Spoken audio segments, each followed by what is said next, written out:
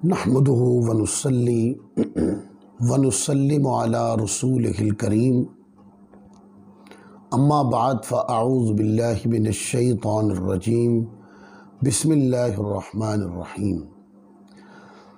अल्लाह रब्बुल इज़्ज़त का शुक्र है कि जिसकी तौफ़ीक से आज हमें कुरान मजीद के मज़ामीन पे गुफ्तगू करने का मौका अता हुआ। इस पर हम अल्लाह का शुक्र अदा करते हैं। आज मज़ामीन कुरान में जो सबसे पहले जिस सूरत से हम आगाज़ कर रहे हैं ये सूरतुल फातिहा है। पहले हम इस सूरत की तिलावत करेंगे और उसके बाद फिर हम आपको बताएंगे कि इस सूरत में कितने मज़ामीन हैं, और ताकि जिस वक्त हम ये सूरत तिलावत करें तो हमारे जहन में वो मज़ामीन रह जाएं कि ये सूरत फातिहा है और इसके अंदर फ़लाँ फ़लाँ मज़मून बयान किया गया है। सूरतुल फातिहा ये मक्किया है। इसके अंदर 7 आयतें हैं और 1 रुकू है। बिस्मिल्लाहिर रहमानिर रहीम अल्हम्दुलिल्लाहि रब्बिल आलमीन अर्रहमानिर रहीम मालिकी यौमिद्दीन इय्याका नअबुदु व इय्याका नस्तईन इहदिनस सिरातल मुस्तकीम सिरातल लज़ीना अनअमत अलैहिम गैरिल मग़दूबि अलैहिम वलद्दाल्लीन। अब इसका तर्जुमा, सब तारीफ़ें अल्लाह के लिए जो तमाम जहान वालों का पालने वाला है और बहुत मेहरबान और रहमत वाला है। जज़ा के दिन का मालिक यौमिद्दीन इय्याका नअबुदु व इय्याका नस्तईन, और हम तेरी ही इबादत करते हैं और तुझ ही से मदद चाहते हैं। इहदिनस सिरातल मुस्तकीम, हमें सीधे रास्ते पर चला। सिरातल लज़ीना अनअमत अलैहिम, उन लोगों का रास्ता जिन पर तूने एहसान किया। गैरिल मग़दूबि अलैहिम वलद्दाल्लीन, ना कि उनका रास्ता जिन पर गज़ब हुआ और ना बहके हुओं का। अब जब हम इतना हिस्सा सूरत फातिहा का तिलावत करते हैं, अल्हम्दुलिल्लाहि रब्बिल आलमीन अर्रहमानिर रहीम मालिकी यौमिद्दीन, इसके अंदर अल्लाह ताला की हम्द और उसकी सिफ़ात बयान की गई है। अब सिफ़ात क्या बयान की गई है? पहले तो ये बताया गया कि अल्लाह तबारक व तआला अज़्ज़ व जल की ज़ात अक़दस लायक हम्द है कि कायनात में जो कुछ भी है वजूद में आया वो रब्बे कायनात की शान तख्लीक का नतीजा है। और फिर साथ ज़ाहिर भी फरमा दिया कि वो रब्बुल आलमीन है, यानी कि कुल कायनात का यानी तमाम आलमीन का वो रब है। और रहमान और रहीम है, ये उसकी सिफात है। वो रहमान और रहीम है। और मालिक यौमिद्दीन, क़यामत के दिन का वो मालिक है। क़यामत वाले दिन हिसाब और किताब होगा, जज़ा और सज़ा होगी। तो क़यामत वाले दिन अल्लाह तबारक व तआला अज़्ज़ व जल सबका हिसाब फरमाएगा, जज़ा भी वो देगा, सज़ा भी वो देगा। अब इसका कि वो क़यामत वाले दिन का मालिक है, इसके अलावा बाद मुस्तशरिकीन कुरान मजीद पर इतराज़ करते हुए ये कहते हैं कि कुरान मजीद के अंदर ये है कि वो क़यामत के दिन का मालिक है। क्या वो बाकी चीज़ों का, बाकी दिनों का, बाकी अय्याम का, बाकी महीनों का मालिक नहीं है?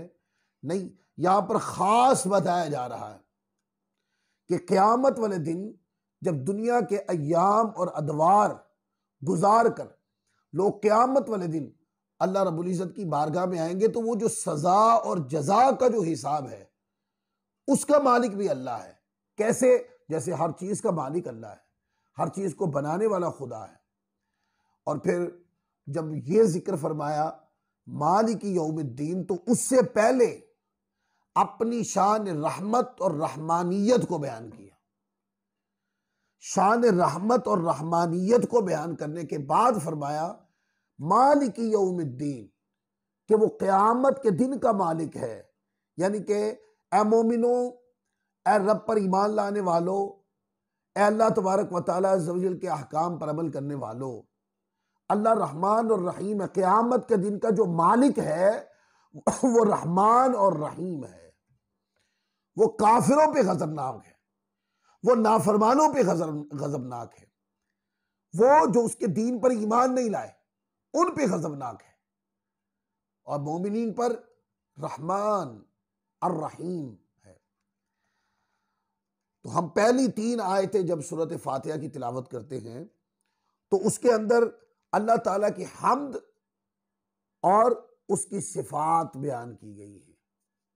लिहाजा तरगीब ये मिली कि अल्लाह तबारक व तआला अज़्ज़ व जल की शान तख्लीक में से किसी चीज़ को भी देखें तो अल्लाह की हम्द बजा लाए, अल्लाह की तारीफ बजा लाए, कि हकीकी हम्द और हकीकी तारीफ अल्लाह तबारक व तआला अज़्ज़ व जल की है। उसके बाद एक दुआ है आगे आयत नंबर 4 के अंदर, और वो दुआ ये है कि बंदा अल्लाह रब्बुल इज़्ज़त की बारगाह में ये तमन्ना जाहिर करता है कि सिर्फ अल्लाह की इबादत और उसी से हकीकी इस्तिआनत वो करता है। और यहां पर एक बात बताऊं कि जब कुरान पाक में आ गया इय्याका नअबुदु व इय्याका नस्तईन, और हम तेरी ही इबादत करते हैं और तुझ ही से मदद चाहते हैं, तो इससे ये अकीदा जाहिर हो गया कि इबादत सिर्फ अल्लाह की है, और जहां इबादत सिर्फ अल्लाह की है वहां हकीकी इस्तिआनत भी अल्लाह की ही है, अल्लाह से ही है। और यहां पर बाज गैर अहले सुन्नत लोग वो अहले सुन्नत पे तबर्रा करने के लिए ये आयत पढ़ते हैं, और वो कहते हैं कि देखें आप अंबिया किराम से भी इस्तिआनत और इस्तिमदाद करते हैं, तो ये तो जायज़ नहीं है, ये तो कुरान पाक की आयत के खिलाफ है। और वो ये आयत करीमा पढ़ देते हैं कि देखें इसके अंदर हम तेरी ही इबादत करते हैं और तुझ ही से मदद मांगते हैं, तो मदद तो सिर्फ अल्लाह से मांगनी चाहिए। तो यहाँ पर ये बात कई तरह की खराबियां वाक़ई करती है। देखें इस बात में तो कोई शक किसी मजहब का नहीं है कि हकीकी मदद अल्लाह की ही है। फिर देखें दुनियावी जिंदगी के अंदर कितने लोग कितनों की मदद करते रहते हैं, तो क्या ये इस आयत करीमा के खिलाफ होगा? नहीं, आयत करीमा के खिलाफ नहीं होगा। क्यों? कि दुनिया में जो जिसकी मदद करता है वो उसके ऊपर लफ्ज मदद जो है वो यूं समझे कि इस्तिआरतन बोला जा रहा है। हकीकी मदद जो है वो अल्लाह तबारक व तआला की जात की है। उस बंदे ने जो किसी की मदद की है उसको मदद करने की कुव्वत और ताकत जो है वो अल्लाह ने अता फरमाई है, और वो अल्लाह की मंशा से ही मदद कर रहा है। इसका माने ये है कि अगर किसी ने भी मदद की है तो वो मदद अल्लाह ताला की दी हुई ताकत से और अल्लाह की मंशा से ही हुई है। अगर अल्लाह ना चाहे तो कोई किसी की मदद नहीं कर सकता। और अंबिया किराम के बारे में यही अकीदा है कि अंबिया किराम जो मदद करते हैं वो मदद अंबिया किराम अल्लाह ताला की दी हुई अता से करते हैं। वो अल्लाह की ही मंशा होती है कि अल्लाह के नबी किसी का बेड़ा पार कर देते हैं। अब देखें ना, अगर हम ये कह दें तो इस पर कितना बड़ा एक सवाल खड़ा हो जाएगा जिसका हम क्या जवाब देंगे। जो लोग कहते हैं कि अल्लाह के अलावा किसी से मदद तलब नहीं करनी चाहिए, ये इस आयत करीमा के खिलाफ हो जाएगा। तो वो सारी हदीसें ज़हन में ले आए कि देखें ना, जंग हो रही है और एक साहबी रसूल रज़ियल्लाहु ताला अन्हु की तीर लगता है और आंख जो है वो निकल के रुखसार पे आ जाती है, और वो आंख लेकर हुजूर की बारगाह में जाते हैं। अब देखिए इस आयत करीमा के मुताबिक तो उनको आंख निकलने के बाद डायरेक्ट अल्लाह तबारक व तआला अज़्ज़ व जल से मांगना था, जो कि गलत नहीं है, मांगना चाहिए। लेकिन वो आंख लेकर हुजूर की बारगाह में चले गए मदद तलब करने के लिए। क्या ये अमल इस आयत करीमा के खिलाफ था? और जाकर हुजूर अलैहिस्सलातु वस्सलाम के सामने खड़े हो गए, या रसूलल्लाह में तीर लगने से आंख निकल गई है, तो आका अलैहिस्सलाम ने तो नहीं फरमाया कि सिर्फ मदद अल्लाह करता है, मैं अल्लाह का नबी जरूर हूं पर मदद मैं नहीं करता। नहीं, आका अलैहिस्सलाम ने लोहा पे दहन लगाया और आंख रख दी, वो आंख दोबारा रोशन हो गई। अब ये जो आंख रखी लोहा पे दहन लगाकर और वो रोशन हो गई, ये मदद अल्लाह के नबी ने अल्लाह तबारक व तआला की दी हुई कुव्वत और ताकत से ही की है। इसमें कोई दूसरा मजहब नहीं है। ये मदद जो आंख रोशन हो गई, अल्लाह के नबी को ये कुव्वत, ये ताकत, ये मदद की जो सलाहियत है, ये शान अल्लाह ने ही अता की है, ये अल्लाह की मंशा से ये हुआ है। लिहाजा इस आयत करीमा से ये कहना कि मुतलकन किसी और से इस्तिआनत नहीं कर सकते, ये इस आयत करीमा से दलील नहीं मिलती है। क्योंकि इस आयत करीमा में अल्लाह तबारक व तआला अज़्ज़ व जल की बारगाह से हकीकी इस्तिआनत जो करनी चाहिए, ये उस मजमून की आयत है। ये अंबिया किराम से जो इस्तिआनत अल्लाह की अता से जो उनको ताकत दी गई है, उस तनाजुर में करने के खिलाफ दलील नहीं है ये आयत करीमा। और इस पर कई हदीसें आप पढ़ सकते हैं। ये तो मैंने आपको सिर्फ एक हदीस बयान की ना। आप मस्जिद नबवी का सेन है और जुमा का दिन है, आका अलैहिस्सलाम मिंबर पे हैं, आप देख रहे हैं बुखारी मुस्लिम के अंदर ये रिवायतें आपको मिल जाती हैं। और इमाम बुखारी ने तो ये रिवायत जब बयान की तो इसको कई अबवाब बदल बदल के ये रिवायत बयान की। सही बुखारी उठा के पढ़े आप। आका अलैहिस्सलाम की बारगाह में एक साहबी रसूल पेश हुए, अर्ज की या रसूलल्लाह बारिश नहीं है, कहत की वजह से जानवर मर रहे हैं।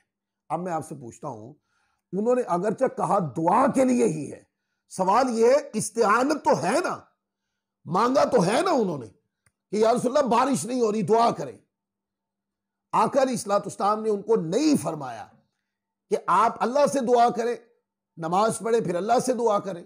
भाई नमाज पढ़ के अल्लाह से दुआ करना भी दुरुस्त अमल है, लेकिन अगर अल्लाह तबारक व तआला के नबी अलैहिस्सलाम से इस्तिआनत की जाए, उनसे मदद तलब की जाए कि आप दुआ मांगे, तो यह भी आयत करीमा के खिलाफ नहीं है।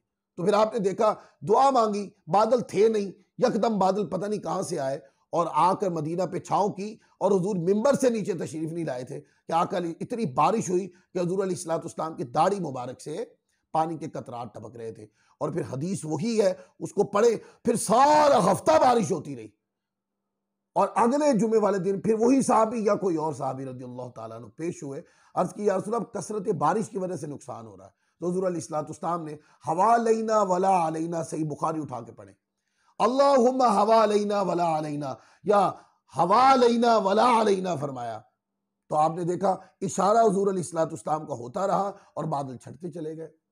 तो ये सारी हदीसें जो कि इल्म यकीनी से ताल्लुक रखती हैं, क्योंकि ये कायदा है कि जब कोई हदीस बुखारी मुस्लिम में आ जाए तो दलालत उसकी कतई हो या ना हो, उसकी इल्मियत कतई हो जाती है।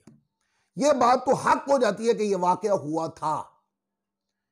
ज्यादा इस आयत करीमा को जब भी पढ़े तो ये ज़हन में रख लें, इस आयत करीमा में अल्लाह तबारक व तआला से इस्तिआनत हकीकी तलब करनी चाहिए। ये उस तनाजुर के अंदर ये आयत करीमा है, इय्याका नाबुदु व इय्याका नस्तईन, और तुझी से ही मदद मांगते हैं। ऐ मौला, जो भी मदद करता है, जिसको भी मदद पहुंचती है, वो सब तेरी ही अता है, तेरी वजह से है, तेरे अता करने से। लिहाजा अल्लाह तबारक व तआला अज़्ज़ व जल की मदद हकीकी है और उसके अलावा जिस जराए से मदद पहुंची है वो अल्लाह तबारक व तआला अज़्ज़ व जल की मदद आने के रास्ते हैं। तो उलमा ने फरमाया अंबिया किराम से मदद मांगना, औलिया अल्लाह से मदद मांगना इसलिए जायज़ है कि अंबिया औलिया ये अल्लाह की मदद आने के दरवाजे हैं, मज़ाहिर हैं, यहां से अल्लाह की मदद जाहिर होती है। ज्यादा अंबिया किराम जो मदद फरमाते हैं वो अल्लाह की अता से फरमाते हैं। हाँ, तब अकीदा गलत होगा कि कोई कहे कि अल्लाह ताला के नबी अपनी जाती मदद करते हैं, अल्लाह की अता से नहीं करते, तब अकीदा गलत हो जाएगा। लेकिन ये तो किसी का अकीदा नहीं है कि कोई ये कहे कि अल्लाह के अंबिया अल्लाह की अता के बगैर मदद करते हैं। मैंने कभी किसी किताब में किसी का यह अकीदा नहीं पढ़ा।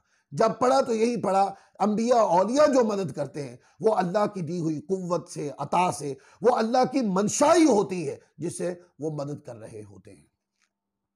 फिर आगे देखें, आगे जो तीसरा मजमून है वो दुआ है, इहदिन सिरात अल मुस्तकीम, ए मौला, ब्रैकेट का तर्जुमा, हमें सीधे रास्ते पर चला।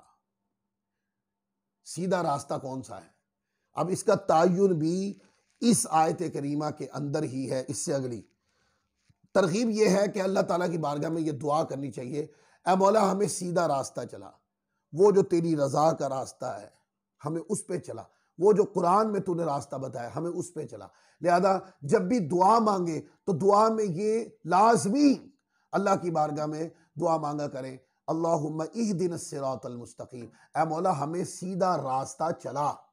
अच्छा, अब सीधा रास्ता क्या है? कुरान मजीद ने इसी आयत करीमा के अंदर सीधे रास्ते का तायुन भी खुद फरमाया, और वो क्या फरमाया? सिरातल्लज़ीना अनअमता अलैहिम, उन लोगों का रास्ता जिन पर तूने एहसान किया, इनाम किया, एहसान किया, उनका रास्ता। अब जिन पर अल्लाह तबारक व तआला अज़्ज़ व जल ने एहसान किया है उनका जिक्र भी कुरान मजीद के अंदर ही है। ये मेरे हाथ में पारा नंबर 5 है और ये सूरत निसा है, और सूरत निसा के अंदर बड़ी वजाहत के साथ ये अल्फाज हैं कि फरमाया कि सीधा रास्ता उनका जिन पर तूने इनाम किया। अब जो इनामी याफ्ता लोग हैं वो क्या है?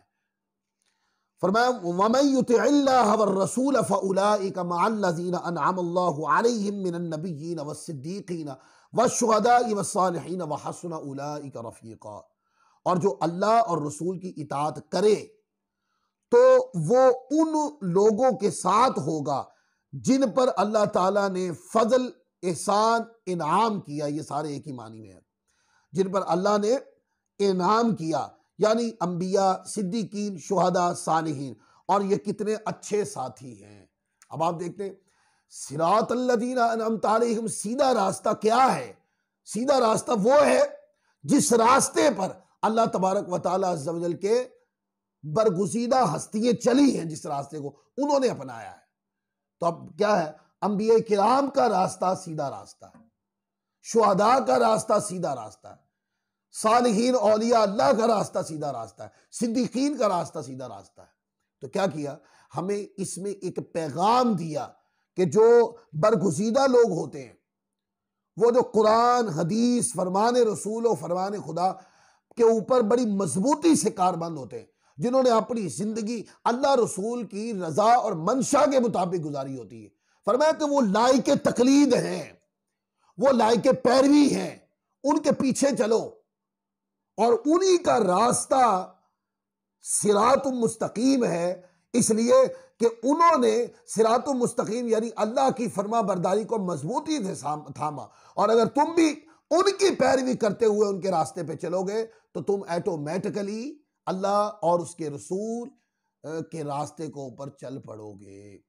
तो आप देखते हैं सिरातल्लज़ीना के सीधा रास्ता क्या है, इसको तायुन जो है अल्लाह तबारक व तआला जहां तालीमाते खुदा और तालीमाते रसूल है वहां खास मुअव्वन किया कि वो ज़ातें जो बरगुज़ीदा अल्लाह के नेक लोग जो इन अल्लाह के अहकाम पर अमल कर गए, उनकी पैरवी भी सिरातुल मुस्तकीम है। इसलिए आप देखते हैं हम औलिया अल्लाह से निस्बत भी रखते हैं, औलिया अल्लाह तबारक अल्लाह औलिया अल्लाह की सोहबत संगत में भी बैठते हैं, पैरवी करते हैं। इमाम आज़म अबू हनीफा रहमतुल्लाह अलैह इसी आयत करीमा से फिर आगे आपको तकलीद की बहस भी मिल जाती है कि इमाम आज़म अबू हनीफा रहमतुल्लाह अलैह की तकलीद हम क्यों करते हैं।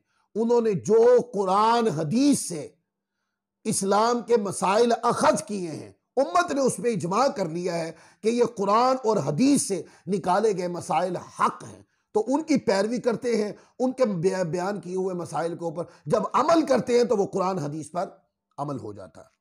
और फिर कहा गैरिल मग़दूबि अलैहिम वलद्दालीन। अब इसमें मौला जो मग़बूदीन है, जिन पर तेरा गज़ब हुआ है और जो बहक गए रास्ते से, ऐ मालिक करीम हमें उनकी सोहबत से उनसे हमें बचा। तो वो लोग जो बहक गए उनसे बचना है, और वो जो नेक लोगों के रास्ते पे आगे उनके पीछे चलना है। तो आपको कैसे पता चलेगा कि बहका हुआ कौन है और सिरातुल मुस्तकीम पे कौन है? बहका हुआ वो है कि जो इन हस्तियों के ऊपर कलाम करने लग जाए, जिनको अल्लाह ताला ने सिरातुम मुस्तकीम का उन्वान बना दिया, औलिया अल्लाह की हस्ती हैं, अंबिया किराम की हस्ती हैं, सहाबा किराम की हस्ती हैं, सिद्दीकीन शुहदा की हस्ती हैं, जो इनके खिलाफ आ गया, इनकी जात से जुदा हो गया, इन पे तबर्राबाजी करने लग गया और कहता है कि औलिया अल्लाह की जात लाई के तकलीद नहीं होती, उनकी सोबत बेफायदा होती है, और सहाबा का जिक्र खैर से ना करता हो, सहाबा किराम का जिक्र करते हुए कमजोरियां कीड़े निकालता हो, तो क्या है, वो जो सिरातुम मुस्तकीम का जो उन्वान था वो उससे फिर गया है। और जो बात करे तो सहाबा किराम की अजमत और रिफात झलकती हो, सिद्दीकीन की रिफात झलकती हो, सालिहीन औलिया अल्लाह की रिफात झलकती हो, तो उसके सोबत में बैठे, क्योंकि उसने पा लिया है सिरातुल मुस्तकीम के हकीकी माना को। आज भी दोस्त आप गौर करेंगे तो मीडिया के ऊपर आपको ऐसे लोग मिलते हैं कि जो अपने आप को बड़ा इल्मी किताबी कहते हैं कि हम इल्मी हैं, किताबी हैं, और जब उनकी गुफ्तगू सुनते हैं तो वाज़ेह तौर पर इस बात का पता चलता है वो सहाबा का जिक्र करते हैं तो तौहीन से करते हैं, औलिया का जिक्र आ जाए तो वो औलिया का जिक्र बदतमीजी से करते हैं। जिनको उन्वान बना दिया सिरातुल मुस्तकीम का, आज जब कोई उनका जिक्र खैर से नहीं करेगा तो वो बहके हुओं में शामिल होगा। दलाइल के अंबार लगा दे कोई, दलाइल के अंबार जब आप किसी के सामने बयान कर रहे हैं, जब आप उसके सुनेंगे तो आपको अपने दलाइल में होते नजर आएंगे।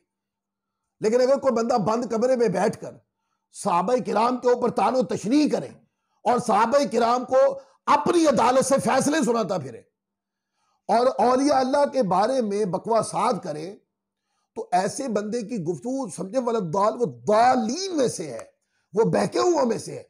क्यों कि जिन ज़वात को अल्लाह ताला ने सिरातुल मुस्तकीम का उन्वान बनाया था वो उनकी खिलादत बयान करने लग गया, उनकी तो खिलादत मंसूब करने लग गया, उनका जिक्र खैर से नहीं करता था। भाई उनकी पैरवी ही सिरातुल मुस्तकीम थी जिनका जिक्र खैर से नहीं किया जाता। तो मीडिया पर आपको कई लोग ऐसे मिल जाएंगे, मैं नाम लिए बगैर आपको गुफ्तगू की है, तो लिहाजा ज़हन में रख लें, जो बंदा अंबिया किराम की ज़ात और उनकी तकलीद और उनके फरमामीन पे अमल करने और उनकी मोहब्बत में गुंदा हुआ है, सिद्दीकीन सहाबा किराम की मोहब्बत में गुंदा हुआ है, शुहदा की मोहब्बत में गुंदा हुआ है और औलिया की मोहब्बत में गुंदा हुआ है, उनके संगत सोबत में बैठकर अल्लाह की फरमा बरदारी करता है, तो वो बंदा सिरातुल मुस्तकीम पर है, ये पक्का यकीन होना चाहिए। और जो कहे कि वली कोई कुछ नहीं है, वलियों के रास्ते पे चलना कोई ज़रूरी नहीं है, सहाबा का जिक्र कोई खैर से करना ज़रूरी नहीं है, तो ऐसा बंदा वो सिरातुल मुस्तकीम से बहक चुका है, उसकी संगत और सोहबत वलद्दालीन के ज़ुमरे में गिराएगी, तो हमें उससे बचना है। तो आज का जो हमने दर्स सूरत फातिहा से बयान किया, इसमें हमने 4 मज़मून बयान किए। अल्लाह की हम्द और सिफ़ात को बयान किया और अल्लाह तबारक व तआला की ही इबादत होती है, हकीकी इस्तिआनत भी अल्लाह से ही होती है, ये दूसरा मज़मून बयान किया। फिर सिरातुल मुस्तकीम के लिए दुआ करनी चाहिए, ये तीसरा मज़मून बयान किया। और फिर सिरातुल मुस्तकीम का माना मुतय्यन किया हमने कि सिरातुल मुस्तकीम किन लोगों का रास्ता है, और ये बताया कि सिरातुल मुस्तकीम की दुआ करनी चाहिए और वो जो बहक गए और जिन पर अल्लाह ने गज़ब किया उनकी संगत और सोहबत से बचने की दुआ करनी चाहिए। इंशाअल्लाह फिर हम आगे सूरत बकरा को अपने अगले दर्स से शुरू करेंगे। अल्लाह ताला हम सबको अमल की तौफीक अता फरमाए। वमा अलैना इल्लल बलागुल मुबीन।